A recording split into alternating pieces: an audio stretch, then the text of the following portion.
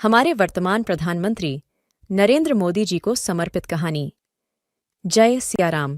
राजा विक्रम सिंह के राज्य में एक पुरानी बोतल मिली जिसमें एक जादुई जिन बसा था। बोतल को खोलते ही जिन ने कहा, तुम्हारी 3 इच्छाएं पूरी होंगी, पर सोच समझकर चुनना। राजा विक्रम सिंह ने पहली इच्छा में कहा, मेरे राज्य में सभी लोग सुखी और समृद्ध हों। जिन की मुस्कान ने सभी को प्रभावित किया। दूसरी इच्छा में राजा विक्रम ने कहा, मेरी राजमहल में जादुई कमरा हो जिसमें कोई भी चिंता ना हो। और तत्पश्चात महल के एक कोने में जादुई कमरा उत्पन्न हुआ। तीसरी और आखिरी इच्छा में राजा ने सोचा और कहा, मेरी मृत्यु के बाद भी मेरा राज्य सदैव सुरक्षित रहे और उसका उत्तरदाता कोई बुराई ना करे। जिन ने एक अद्वितीय तिलिस्मी शक्ति से राजा को यह वरदान दिया। राजा विक्रम सिंह का राज्य अब एक स्वर्ग बन गया। लेकिन एक दिन अंधकार ने राजमहल को आवरण कर लिया। एक रहस्यमय चिराग ने राजा को सूचित किया कि इसका समाधान एक प्राचीन जंगल में है। राजा ने अपने विशेष योजना के साथ यात्रा तय की, लेकिन जंगल में उसका सामना विपरीत पथ में बने एक रहस्यमय मंदिर से हुआ। तुम्हें मेरा रहस्यमय मंदिर पार करना होगा अगर तुम चाहते हो कि राजमहल में पुनः प्रकाश हो।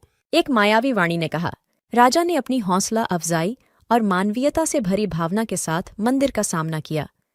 प्रत्येक पथ पर एक सीधा रास्ता नहीं था, बल्कि मायावी रूपों और विघ्नों से भरा हुआ था। राजा ने मंदिर की सबसे ऊंची चोटी पर पहुंचने के बाद वहां एक रहस्यमय पंडित बैठा हुआ था। तुम्हारी इच्छाओं का समाधान तुम्हें यहाँ मिलेगा, पंडित ने कहा। पंडित ने राजा से कहा, तुम्हें अपनी मुख्य गुणधर्मों की शक्ति से गुजरना होगा। ये तुम्हें तुम्हारे मन, वचन और कर्म के साथ जोड़कर सिखाएगा।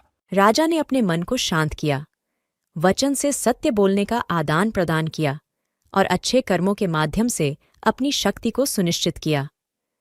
पंडित ने बताया कि इसके बाद राजा को चरणों में से एक पथ पर चलना होगा जो उसे अपने स्वर्गीय राज्य की दिशा में ले जाएगा।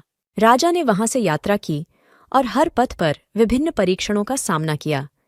एक पथ पर उसे आत्मनिग्रह की आवश्यकता थी, जबकि दूसरे पथ पर उसे नीति और न्याय का पालन करना था। चरणों की अंतिम परीक्षण में राजा ने एक बड़े समर्पण और निष्ठा से समय बिताया। उसने देखा कि वह एक बृहत्तर द्वार पर पहुंच गया है जो उसे स्वर्ग की ओर बुला रहा था। द्वारपाल ने कहा, तुमने सभी परीक्षणों को पार किया है और तुम्हारी सत्ता और निष्ठा को देखकर तुम्हें स्वर्ग का दर्शन होगा।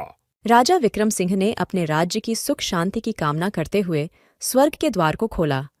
वहां पहुंचते ही उसे अपने पूरे राज्य की अद्वितीयता और समृद्धि का दृश्य मिला। स्वर्गीय नेता ने राजा से कहा, तुम्हारे ईमानदारी, नीति और सेवा भावना ने तुम्हें यहाँ ले आया है। समृद्धि और शांति का यह स्वर्गीय राज्य एक अद्वितीय और मानवीय साहित्य बन गया। राजा विक्रम सिंह का यह सफल सफर सबको यह सिखाता है कि सच्चे नेतृत्व, नीति और सेवा से ही समृद्धि का मार्ग प्रशस्त हो सकता है।